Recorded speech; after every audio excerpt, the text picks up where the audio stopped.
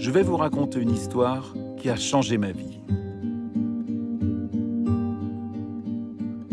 C'était il y a 2 ans, lors de l'un de mes voyages. C'est ici, au cœur de Brazzaville, au Congo, là où, comme dans beaucoup d'endroits sur notre planète, les enfants arrivent à vivre tant bien que mal. Ballottés par notre monde en folie, que j'ai découvert un endroit merveilleux. C'est un petit orphelinat. Vraiment tout petit pour ces 54 enfants. C'est difficile à expliquer ce que j'ai ressenti ici. C'est dur de trouver les mots justes. Les mots qui est la force de l'émotion. Je dirais tout simplement que l'harmonie et l'amour ont percuté mon cœur comme jamais. Et qu'à l'origine de cette harmonie, dans ce monde difficile, il y a une femme incroyable. Une femme qui a été la maman de près de 200 enfants. Une femme indestructible, belle, humaine, comme je n'ai jamais vu l'humanité. Sœur Marie-Thérèse. Je suis arrivée ici à l'âge de 4 ans. Peut-être que mes parents sont morts. Mon père et ma mère nous ont abandonnés. J'ai vu que la vie était très dure. J'ai cherché mes parents partout, même à l'église qu'on priait. Je n'ai retrouvé personne. J'étais perdue dans la rue. On m'a déjà expliqué si les parents abandonnent leurs enfants, peut-être si on avait des difficultés.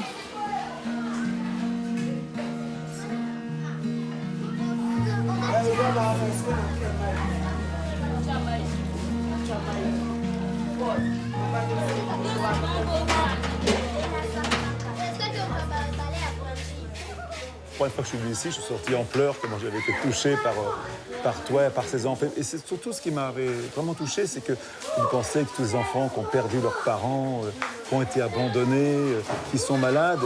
Comment t'expliques que les enfants ont l'air plus heureux qu'ailleurs ici, alors qu'ils n'ont rien? Je pense, parce qu'ils savent que je les aime, parce qu'ils savent que le peu que nous avons, c'est mis à la disposition de tout le monde. Qu'il n'y a pas des privilégiés et des abandonnés. Que tu sois malade, que tu sois fort, que tu sois faible, tu as la même valeur pour la maman que je suis, que j'essaie d'être. Cet endroit est différent parce que nous voulons qu'il soit différent, qu'il soit construit sur l'amour. Parce que l'amour est le socle de tout, de tout.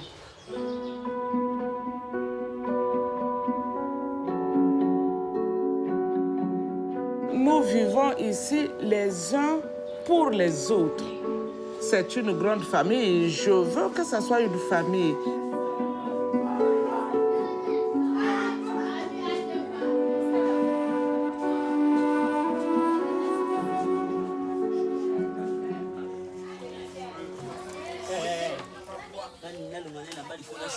Ici, c'est la chambre des garçons. On est 27.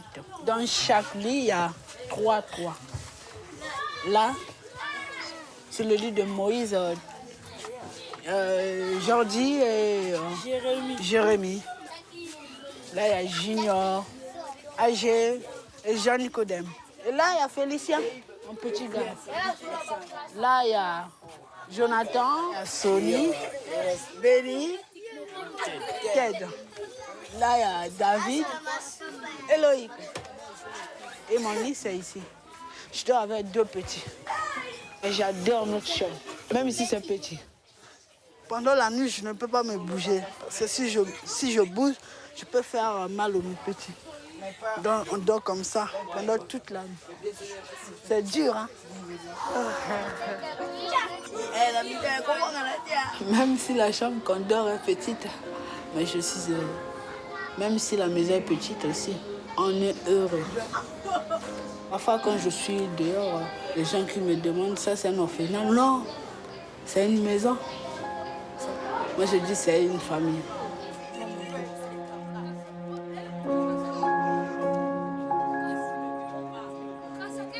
Tu as été abandonné par tes parents? Parce qu'ils n'avaient pas les moyens de vous entretenir? Ah, peut-être, mais moi, je ne sais pas. Tu sais pas?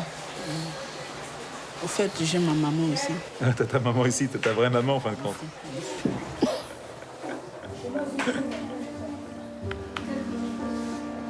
C'est dur la vie, tu sais. T'as une vie difficile, mais tu vas y arriver. Regarde, t'as de la chance d'être venu ici, faut tout oublier le reste. Ça fait maintenant 2 ans que je connais Yves. Il me touche par ses côtés petit papa responsable. Marie-Thérèse compte beaucoup sur lui. Elle l'a accueilli il y a 5 ans avec ses frères et sœurs. Ils sont tous nés au Congo, mais leurs parents sont des réfugiés rwandais. Du jour au lendemain, ils les ont abandonnés. Yves avait seulement 11 ans et son dernier petit frère à peine 1 an. Pendant plusieurs mois, Yves s'est débrouillé seul pour faire survivre ses frères et sœurs jusqu'au jour où un voisin les a conduits chez Marie-Thérèse. Aujourd'hui, ils sont 54 à l'orphelinat et près de 200 enfants ont vécu ici. Ils arrivent par le Haut-Commissariat aux réfugiés, la Croix-Rouge, la police et parfois même amenés par des parents. Entre les guerres au Rwanda, les conflits au Congo, les petits dont les parents sont morts du sida, les enfants qui sont rejetés car on les croit possédés par le malin, les enfants sorciers, tous ont des parcours indignes de l'enfance. Et Marie-Thérèse est incapable de refuser un enfant, même s'il est handicapé. Quand ils viennent, ils sont faibles. Souvent, quand ils arrivent, ils n'ont que l'habit qu'ils portent sur le dos, ce qu'ils ont sur le dos. Dans quel état? Parfois, on mangeait 1 fois par journée. Parfois, on ne mangeait pas aussi. On fait toute la journée sans manger. Mais ici, je mange matin, midi, soir. Demain, encore matin, midi, soir. Comment je ne veux pas grossir? Donc, je dois grossir parce que maman est là. Depuis qu'elle est là avec ses 3 frères, Yvette a appris à faire à manger, à s'éduquer, à laver le linge et à espérer. Tous les jours, Marie-Thérèse s'occupe de l'organisation de la maison. Toute la famille met la main à la pâte, les petits comme les grands. S'entraider est une évidence, une valeur qui certainement restera en eux pour toujours. Et c'est toutes les filles de la maison qui font la cuisine ici aussi. Tu leur apprends à faire la cuisine. Les filles comme les garçons. Tout le monde fait la cuisine. Tout le monde En fin de fait compte, c'est une maison où tout le monde fait tout. Oui. Hein? Oui. Dans l'éducation, il n'y a pas de différence entre les filles et les garçons. Quel est ton budget par jour? Tu sais à peu près ou tu ne calcules pas? Ça dépend de ce que nous mangeons. Par mois, entre 500 et 600 000, hein, donc 1 000 euros. C'est 1 000 euros Oui. par mois? Oui. Les prix ne sont pas toujours stables. Hein. Et par exemple, avec 20 euros aujourd'hui, demain, ça peut être 30. Et est-ce que la nourriture a beaucoup augmenté depuis que tu as fait la maison? La nourriture augmente tout le temps. Et toi, tu rêverais d'avoir un jardin pour faire tes légumes? À quoi sert de rêver de l'impossible? Bon, toi, tu rêves de l'impossible tout le temps. C'est pas toi qui vas dire ça, quand même. C'est très bon, hein, merci beaucoup. C'est très bon, les filles. Merci. Les enfants, souvent, quand ils ont connu la faim, pour savoir que, d'une certaine manière, ils sont guéris, quand ils arrivent, tu ne verras aucun grain de riz par terre. Quand ils sont à peu près sortis de ce manque criard-là, la table est pleine de riz.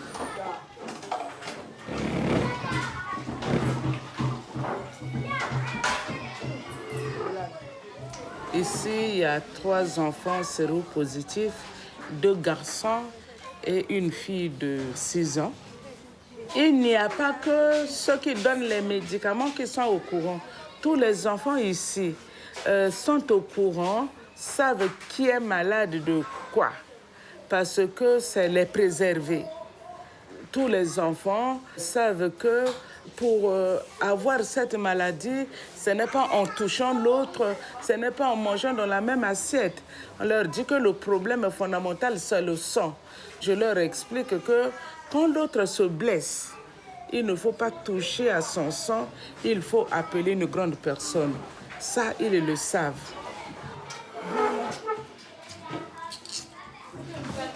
Marie-Thérèse a fondé cet orphelinat il y a presque 15 ans. À l'époque, elle est religieuse dans une congrégation du nord du pays. Elle accueille déjà des enfants des rues. Et puis la guerre éclate en 97.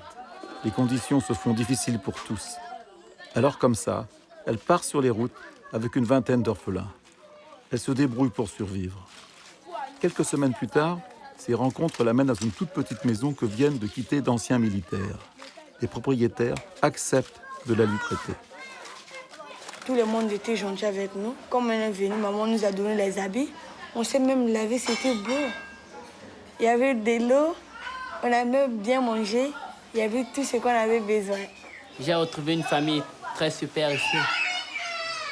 Très même super, je peux dire. Et l'amour aussi. Et l'amour. Ça, c'est la robe de Bueso. Tiens ta robe. Je pense que la première chose, c'était le bonheur d'être ensemble. Même si on était dans la pauvreté la plus extrême, dans une maison sale, sale, sale, sale. Mais je suis convaincue que quand une porte ferme, 1000 autres s'ouvrent. Donc, quand vous allez dans la vie, en étant négatif, vous n'avez que du négatif, je crois. Quand vous êtes positif, ça marche peut-être pas toujours très bien, mais ça marche quand même. Est-ce que j'en suis? Maman, elle a toi. Oh, le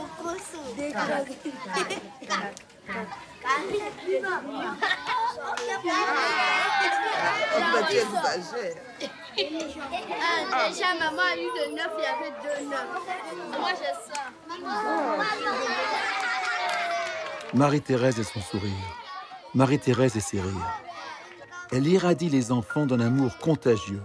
Et chaque fois, elle m'impressionne par la profondeur et la justesse de ses mots.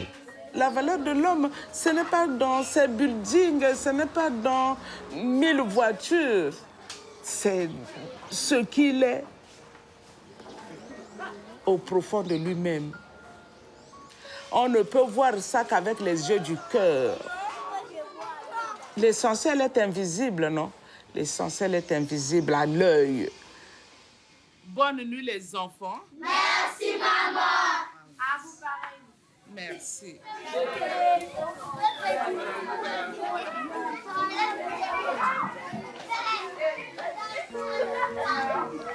Ma maman qui m'a accouchée, c'est ma maman. Mais pour moi, c'est Marie-Thérèse qui est ma maman. J'aime maman comme ma propre mère parce qu'elle fait tout pour moi. C'est une mère qu'il faut pour un enfant. La première fois que je l'ai vue, maman, mon Marie-Thérèse m'avait serré dans ses bras. Bon, j'étais étonnée parce que ma maman m'a jamais fait ça. Si elle ne m'avait pas accueillie, peut-être que je serais déjà morte. Je t'aime, Marie-Thérèse.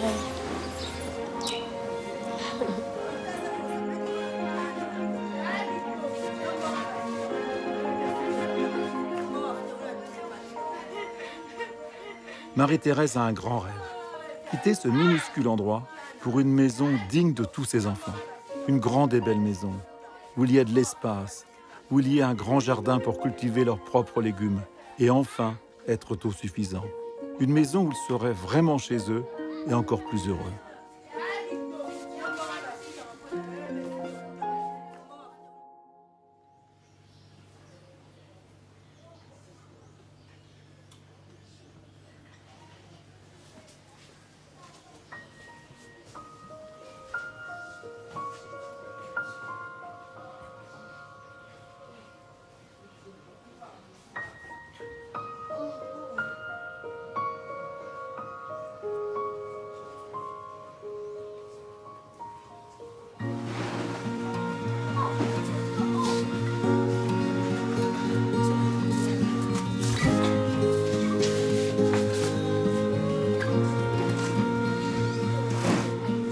La maison s'éveille et chacun sait ce qu'il a à faire.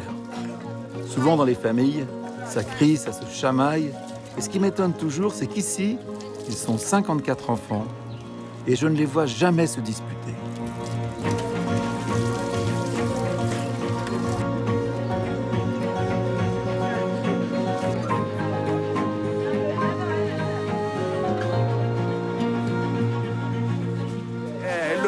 Ici, c'est une véritable entreprise. Véritable entreprise. Laver tout ce monde-là, chacun doit mettre la main à la pâte. Et moi, je suis là pour parler. Qu'est-ce que tu fais? Tu es encore debout, toi? Tous les jours, je m'arrache les cheveux. Parce qu'ils ne retrouvent pas leur tenue. Pourtant, on prépare toute la veille. Et le matin, comme par enchantement, tout disparaît. Il y a des petits malicieux qui, pour ne pas aller à l'école, cachent les chaussures, cachent la tenue. Donc il faut chercher longtemps où ils vont se cacher derrière. Heureusement qu'il y a des anges gardiens ici, hein, qui savent qu'il y a quelqu'un qui s'est caché derrière.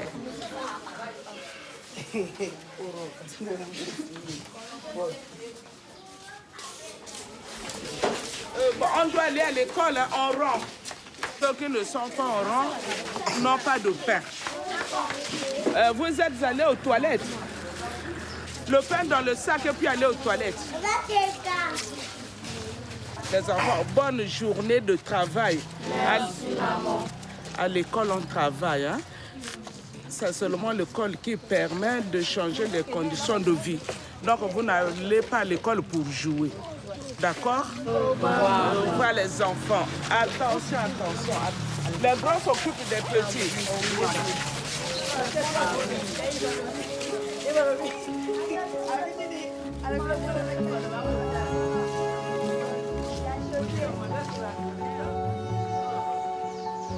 Marie-Thérèse m'a appris beaucoup de choses, à travailler, à faire les choses jusqu'au bout. Que quand je pars à l'école, c'est pas pour elle, mais c'est pour moi-même. Elle m'a appris ça. Oui, j'ai compris pourquoi. Je dis que je suis la clé de ma famille et de la maison ici. Je dois aider beaucoup, je dois travailler pour ouvrir les portes de mes rêves.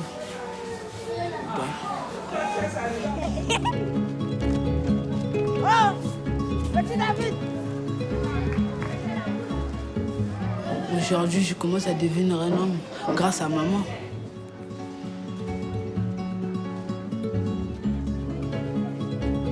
L'éducation est une arme, la clé de la réussite. Et ça, Marie-Thérèse le sait. Pour elle, le savoir est aussi important que la nourriture.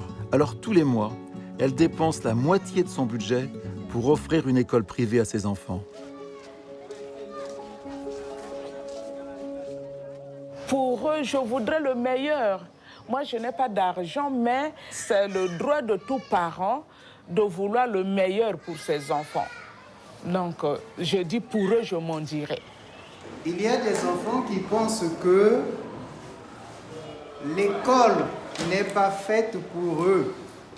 J'essaie de leur dire, j'essaie de faire tout ce que je peux pour vous. Si vous ne réussissez pas dans la vie, si vous ne mettez pas du vôtre en travaillant, vous ne direz pas que vous n'avez pas été aidé. Je voudrais que ce soit des gens bien. Des gens bien, les gens sur lesquels le monde puisse compter.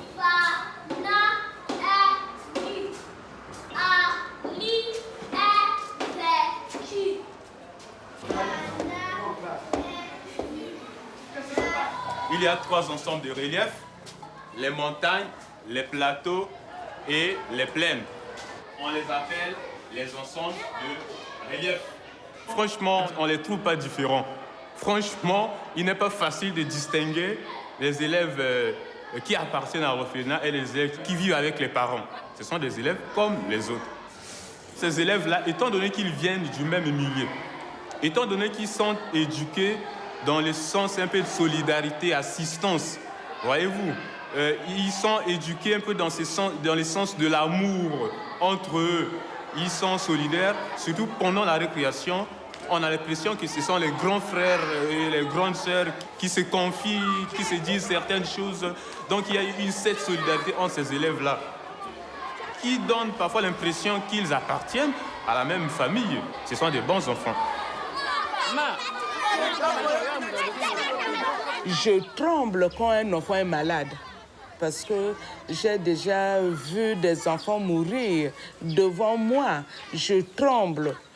Je tremble parce que je me dis, est-ce que l'éducation que je leur donne porte du fruit?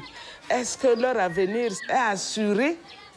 ce sont des choses qui me font peur. Quand je les vois, ils sont enfants, innocents, insouciants. C'est une grave responsabilité.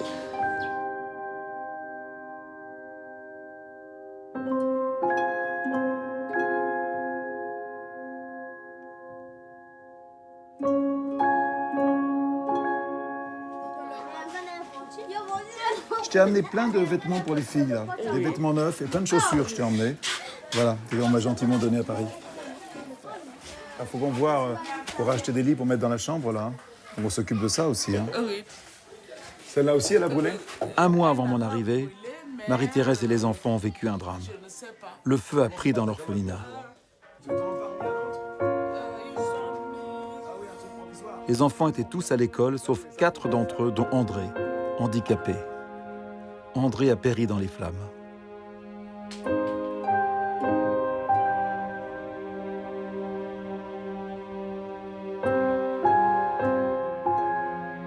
Comment parler de ce drame-là? Est-ce que j'ai les mots les plus forts pour parler de ça? Sinon, ma détresse.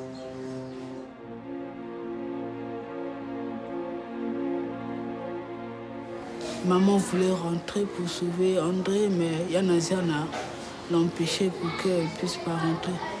Parce que si elle voulait rentrer là-bas, elle voulait mourir.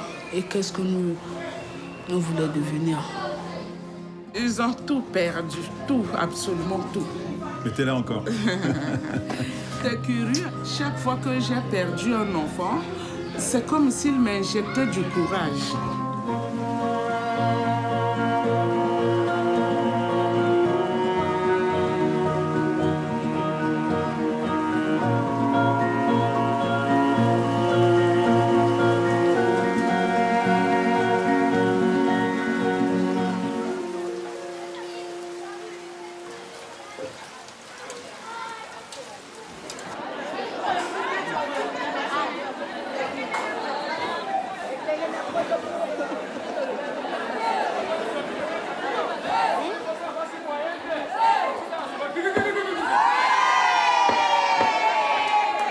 Arriver à gérer le quotidien d'autant d'enfants. Les soigner, les envoyer à l'école, les nourrir, ce n'est pas une mince affaire. Heureusement, Marie-Thérèse peut compter sur des bienfaiteurs congolais et étrangers. Et grâce à eux, elle dispose d'environ 2 000 € par mois. Mais pour 54 enfants, même au Congo, c'est pas suffisant. Depuis 2012, les denrées de base ont flambé. Et par exemple, le kilo d'oignon est passé à 1,70 €. Marie-Thérèse confie de l'argent aux plus grands pour les courses. Ils doivent se débrouiller avec 5 € seulement par enfant pour toute une semaine. Je leur apprends à être responsables. Je veux qu'ils ne manquent de rien, mais en même temps, je ne veux pas qu'ils gaspillent. Parce que c'est de la reconnaissance que nous devons à ceux qui nous aident. Maman, elle peut compter sur moi. Elle peut compter sur moi. Moi aussi, je me mets au travail. Quand elle me donne, fais ceci, je le fais bien. Va faire ceci, va à l'hôpital, va acheter les médicaments. Elle me fait confiance. C'est une manière de les préparer à la vie adulte. Hein? Si je ne sais pas de leur faire confiance, ils iront dans la vie et leur vie sera un peu bousillée parce qu'on ne leur aura jamais fait confiance.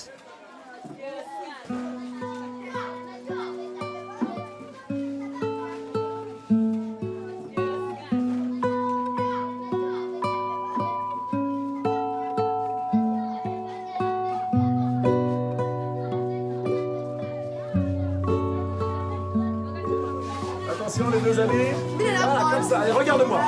Mon général, mon général. Attention, regardez-moi. Les photos des amis. Je sens tellement que ces enfants sont unis pour la vie qu'ensemble ils en deviennent magnifiques.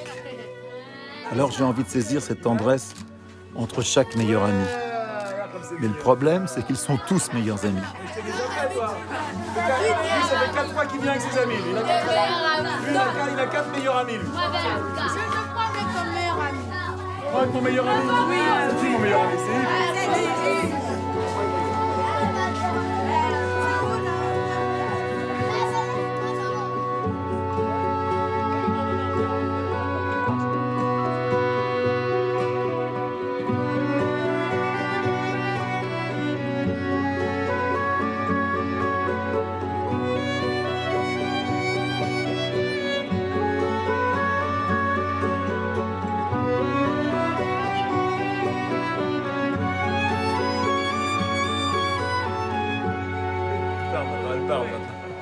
Elle parle. Je te le laisse, hein? Rien. Maman, Et tu sais, t'es comme tous les parents du monde, hein. Et comme tous les parents du monde, qu'est-ce que vont faire mes enfants? Est-ce qu'ils vont réussir dans la vie? Est-ce qu'ils vont être heureux? Est-ce qu'ils vont gagner leur vie? Tous les parents s'angoissent. Toi, le problème, c'est qu'on a eu 200. Ils sont nombreux. Oui, voilà. Je suis rassurée dans ce sens que l'arbre que j'ai planté pousse. Parfois, les branches sont maigres, mais il est là vivant.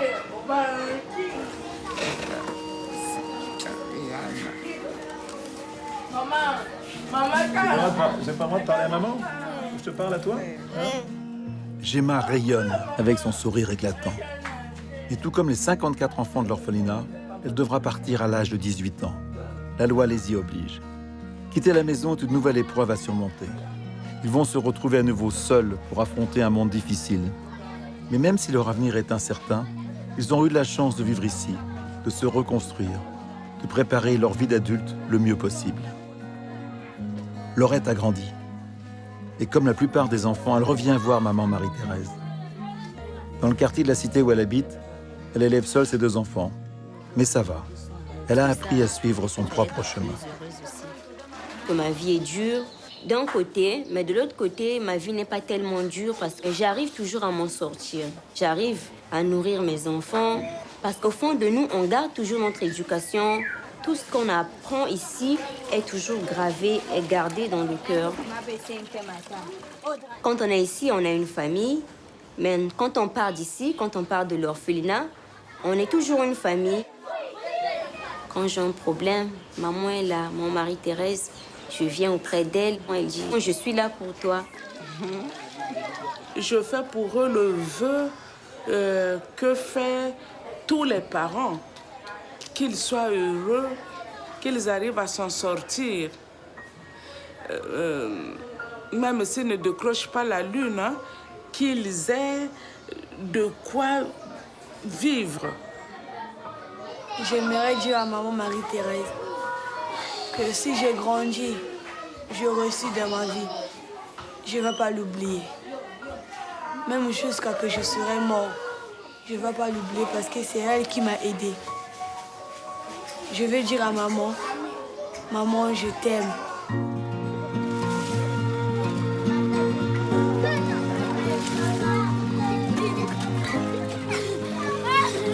Parfois, quand je dors, j'imagine que je suis grand. J'ai en train de piloter un avion, j'arrive à la maison, je vois maman avec les enfants. Comment ça va, maman? Qu'est-ce que tu veux que je fasse pour vous? Comme vous avez fait pour moi. Papa, papa. Et maman sera fière de moi, il va dire, vous voyez mon enfant? J'aime ça.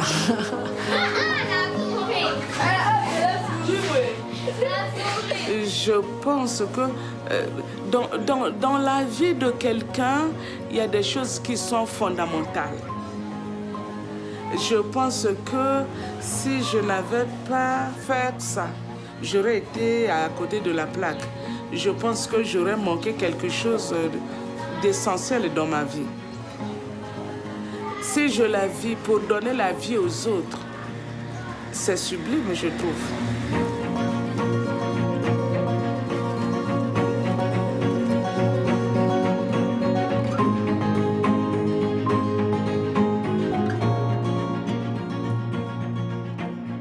À chaque fois que je pars, c'est toujours pareil. J'ai trop de mal à les quitter. Il y a tellement d'amour ici. Il a raison, le petit papa Yves.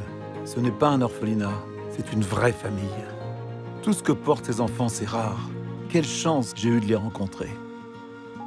Finalement, le bonheur n'est pas toujours là où on l'imagine. Et c'est cette belle histoire que je voulais partager avec vous.